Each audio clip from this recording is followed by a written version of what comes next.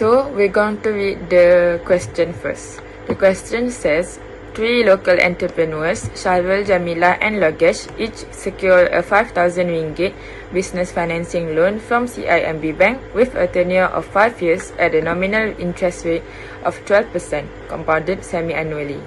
Each entrepreneur agrees to a different repayment structure offered by the bank.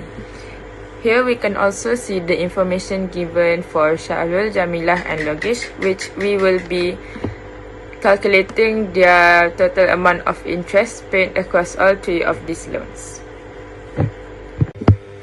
Okay, so for Sharwal, it says Sharwal opts for a bullet repayment structure where the interest accumulates over the 5 years and he pays the entire accumulated interest at the end of 5-year tenure.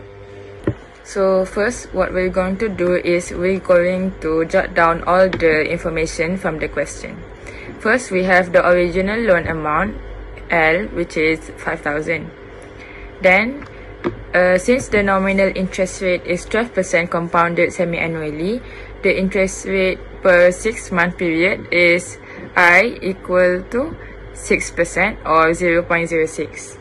Then, the loan tenure is 5 years and there are 2 compounding periods per year. Therefore, for N, it is 5 times 2 equal to 10.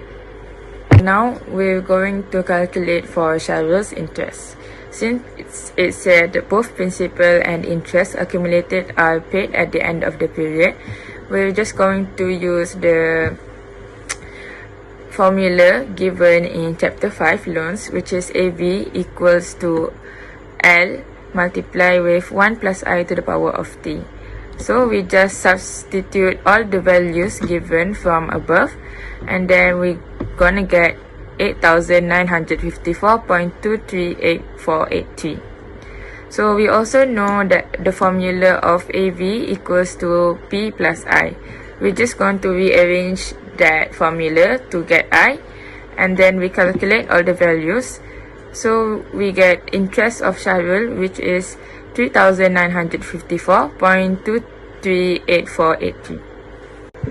Okay, so next is the solution for Jamila's interest.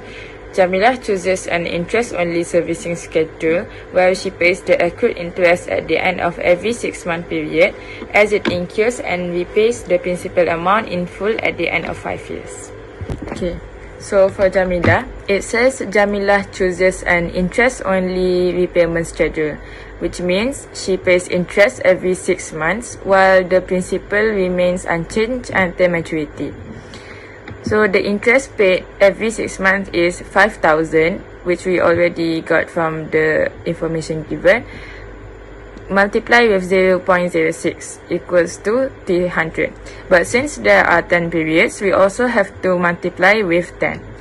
So we will get 3,000. Therefore, Jamila's total interest payment is 3,000. Okay, so the last one is Logesh.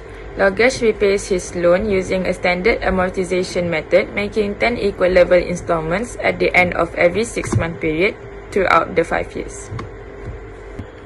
Okay, since we know that the question mentions using amortization method and that Logesh makes 10 equal semi-annual installments, we can use the formula from chapter 5, which is PV equals to RA angle N. Here I just put the values, which is PV equal to RA angle 10 with 6% interest. For A angle N, the formula is 1 minus V to the power of N over I. So after we substitute all the values, we will get 5,000 equals to R in bracket 1 minus in bracket 1.06, which is 1 plus 0.06 to the power of negative 10 over 0.06.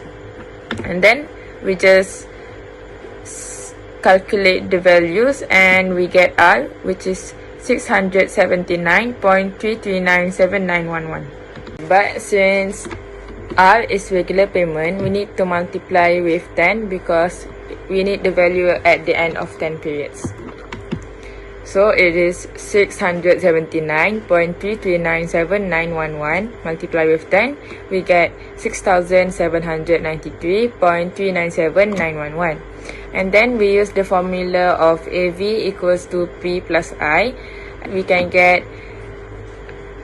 log's interest, which is 1793.397911. So lastly, we just add Sharul's, Jamila's and Log's interest to get the total interest that we want. So it is 2,954.238483 plus 2,000 plus 1793.397911. So the total is 8,747.64 ringgit. So that's how we solve for question 3. Thank you.